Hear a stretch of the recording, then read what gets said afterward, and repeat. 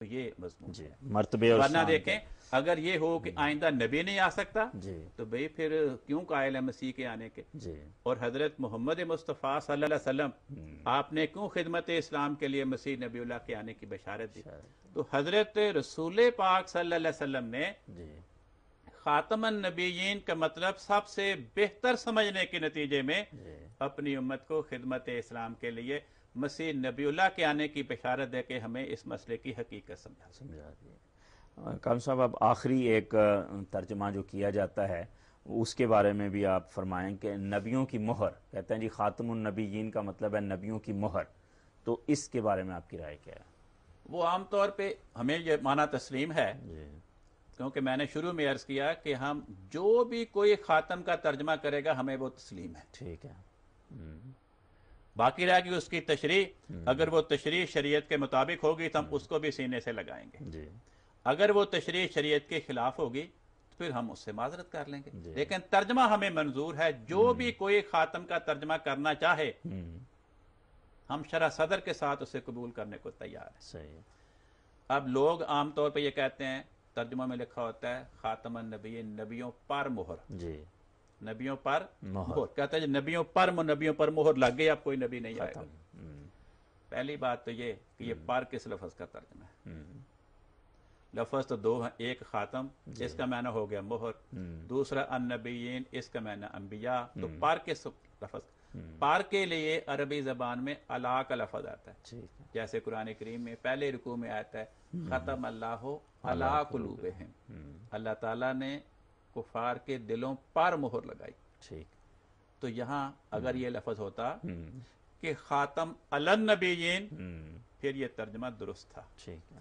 تو یہاں کیا ہے؟ خاتم النبیین، نبیوں کی مہر۔ جی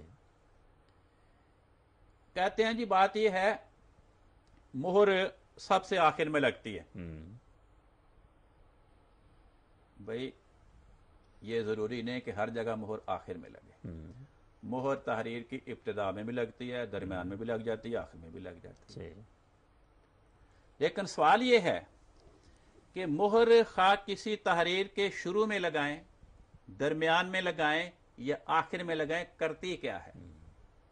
مہر جس جگہ پہ بھی لگتی ہے، جب بھی لگتی ہے، وہاں اپنے نقش پیدا کر دیتی ہے۔ یہ مہر کا کام ہے، جی جہاں بھی لگے گی، جب بھی لگے گی، وہاں پہ اپنے نقش پیدا کرے گی۔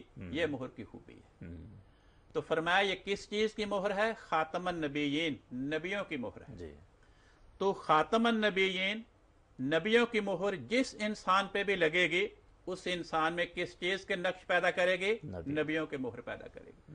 تو یہ لفظ تو نبیوں کا دروازہ بند نہیں کرتا، بلکہ ہمیں بشارت دیتا ہے کہ حضرت محمد مصطفیٰ صلی اللہ علیہ وسلم نبیوں کی مہر ہیں، یعنی جس پر بھی لگیں گے، جب بھی لگیں گے، جہاں بھی لگیں گے، وہاں نبیوں کے نقش پیدا کریں گے۔ یعنی آپ کا وجود نبی گر ہے، آپ نبی تراش ہیں، آپ نبی ساز ہیں۔ اس کے بارے میں عجیب بات ہے کہ پرانے بزرگوں میں سے بھی بعض لوگ اس بات کے قائل ہیں کہ خاتم النبیین کا ترجمہ نبیوں کی مہر ہے، مگر وہ اس بات کے قائل ہیں کہ آئندہ نبی پیدا تو ہو سکتا ہے لیکن ہوگا نہیں، کیونکہ نبی کے آنے کی ضرورت ہے تو وہ نبی آسمان پہ بیٹھا وہ آئے گا۔ تو ان کے ذہن میں حضرت عیسیٰ علیہ السلام کے آسمان پہ زندہ ہونے اور انہیں کے دوبارہ آنے کا جو عقیدہ ہے اس کی روشنی مجھے کہتے ہیں کہ ٹھیک ہے، امکان تو ہے کہ نبی پیدا ہوگا، پیدا ہو سکتا ہے لیکن ہوگا نہیں۔ لیکن وہ کہتے ہیں کہ پھر نبیوں کی مہر کا مطلب یہ ہے کہ زمانہ ماضی میں جتنے انبیاء کو نبوت ملی تھی وہ آپ کی مہر اور آپ کے فیضان کے نتیجے میں ملی تھی۔ اب یہ بڑی بات قابل غور ہے کہ اگر خاتم النبیین، نبیوں کی مہر میں یہ تاثیر ہے کہ ظہور سے پہلے 1,24,000 انبیاء کو نبی بنا دے تو ظہور کے بعد کیوں نہیں بناتی؟ بالکل صحیح۔ اگر مہر درست ہے، جی اس کے نقوش میں کمی نہیں آئی، خرابی نہیں آئی، تو پھر آئندہ بھی اگر ماضی میں نقش پیدا کرتی تھی تو مستقبل میں نقش پیدا کرے گی۔ چنانچہ سیاق و سباق کے لحاظ سے بھی آیت کا یہی مطلب بنتا ہے۔ دیکھیں آیت کے الفاظ یہ ہیں मा काना मुहम्मदुन अबा अहदिम मिर रिजालिकुम, हजरत मोहम्मद मुस्तफ़ा सल्लल्लाहु अलैहि वसल्लम तुम में से किसी मर्द के बाप नहीं हैं। फरमाया वलाकिर रसूल अल्लाह है, लेकिन अल्लाह के रसूल हैं जी। ये लेकिन का लफ्ज़ अरबी ज़बान में जब इस्तेमाल होता है तो ग्रामर वाले कहते हैं कि ये दो ऐसे जुमलों के दरमियान में आता है कि जो इकरार और इनकार के लिहाज से एक दूसरे के उलट होते हैं मानवी एतबार से जी।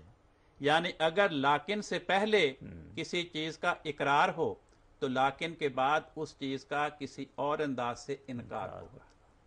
अगर लाकिन से पहले किसी चीज का इनकार हो तो लाकिन के बाद उसी चीज का किसी और लिहाज से इकरार होगा जी। ये लफ्ज लाकिन की इस्तेमाल की हकीकत है। अब आयत पे गौर करें।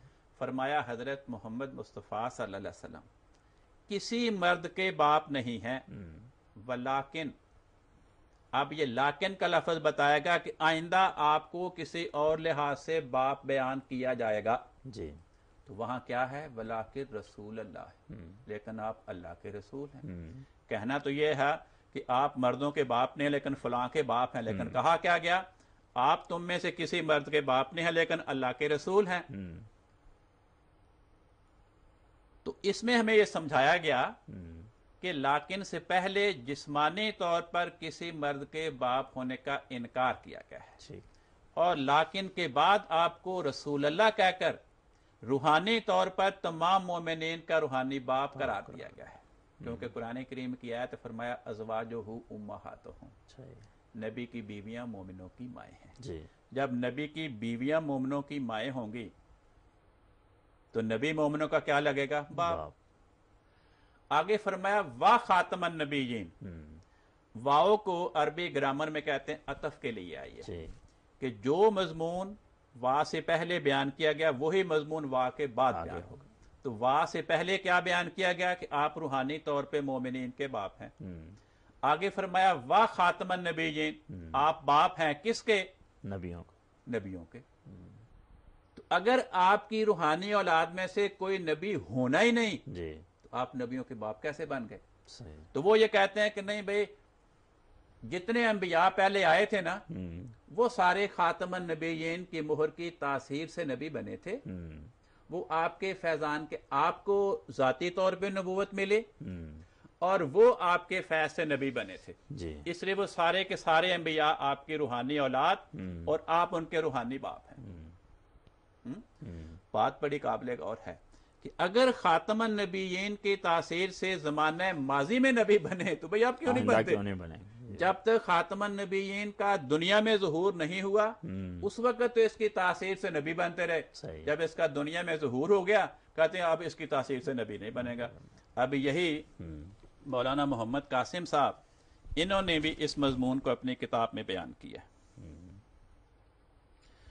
फरमाते हैं इसी तहज़ीरुन नास के सफ़ा 6 पर फरमाते हैं आप मौसूफ बवस्फ़े नबुवत बिज़ात हैं कि रसूल पाक सल्लल्लाहु अलैहि वसल्लम ज़ाती तौर पर नबी हैं और सिवा आपके और नबी मौसूफ बवस्फ़े नबुवत बिल अर्ज़, आपके अलावा जितने अंबिया हैं वो आपके फैज़ से नबी बने हैं। ठीक है, औरों की नबुवत आपका फैज़ है। अगले जुमले में तशरीह कर दी। पहले एक फलसफियाना इस्तिलाह थी जिनको फलसफा मंतक वो उसको नहीं समझ सकते, उन्होंने आगे तशरीह कर दी कि इस फिक्रे का क्या मतलब है। औरों की नबुवत आपका फैज़ है पर आपकी नबुवत किसी और का फैज़ नहीं। अब ये जुमला किस जुमले का तर्जमा तशरीह है, लफ्ज़ खातमुन नबीयीन की, कि जितने भी अंबिया आए सारे आपके फैज़ के नतीजे में नबी बने, आपकी कुव्वत कुदसिया की तासीर के नतीजे में नबी बने। तो ये मजमून कहां से निकला, लफ्ज़ खातमुन नबीयीन से।